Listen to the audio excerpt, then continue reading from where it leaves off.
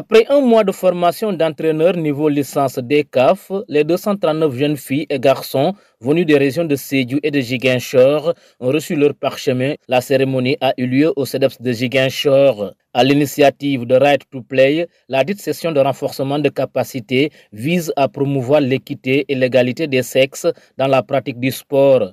Dans la formation, nous formons des femmes qui vont former, elles, des citoyens intègres et intégrés. Parce que dans la formation, il y a des modules, comme le profil de l'éducateur. Parce que pour être entraîneur, il faut avoir un profil. Le profil, c'est quoi? Il faut avoir de l'humilité, il faut avoir de l'honnêteté, il faut être impartial, il ne faut pas fumer, il ne faut pas crier sur les enfants. On les oblige à avoir ce qu'on appelle la pédagogie de l'encouragement. Et aussi la pédagogie de la motivation. On ne peut pas entraîner une personne sans la motiver. On ne peut pas entraîner un enfant. La tranche d'âge de la formation de la licence D, c'est entre 6 et 12 ans. Donc ces jeunes entraîneurs sont formés pour entraîner des 6-12 ans, mais non pas pour entraîner des clubs en compétition. C'est pourquoi on utilise beaucoup ce qu'on appelle la pédagogie de l'encouragement. Avec les adultes, on parle plus d'andragogie que de pédagogie. Donc dans la formation à la licence D, on a eu beaucoup de modules. Mais on leur demande de former des footballeurs, des jeunes footballeurs, mais de former des citoyens. Chose que saluent les autorités des ligues régionales de Sédhiou et de Ziguinchor. Cependant, ils ont plaidé pour que le projet puisse faire un maillage total de la Casamance.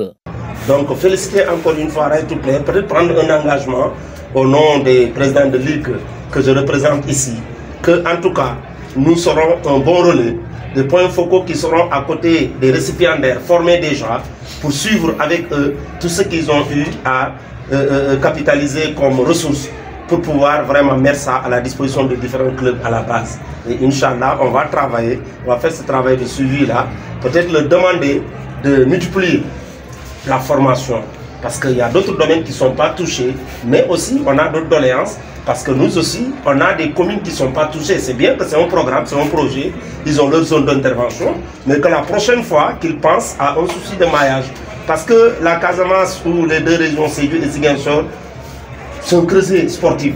Du côté des bénéficiaires, la réjouissance est le sentiment le mieux partagé. C'est une grande ouverture pour nous. C'est grâce à Right to Play qu'on est arrivé à un autre stade de notre vie, qui est le développement du sport chez les filles. Parce que généralement, on voit que les garçons qui sont souvent nombreux dans les formations, et là, c'est le contraire. On peut dire qu'on a eu à battre les hommes à 80%.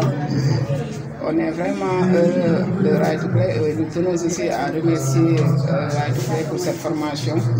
Et nous leur promettons aussi que nous ferons de nos mieux pour développer le sport, surtout je dirais, dans cette zone sud.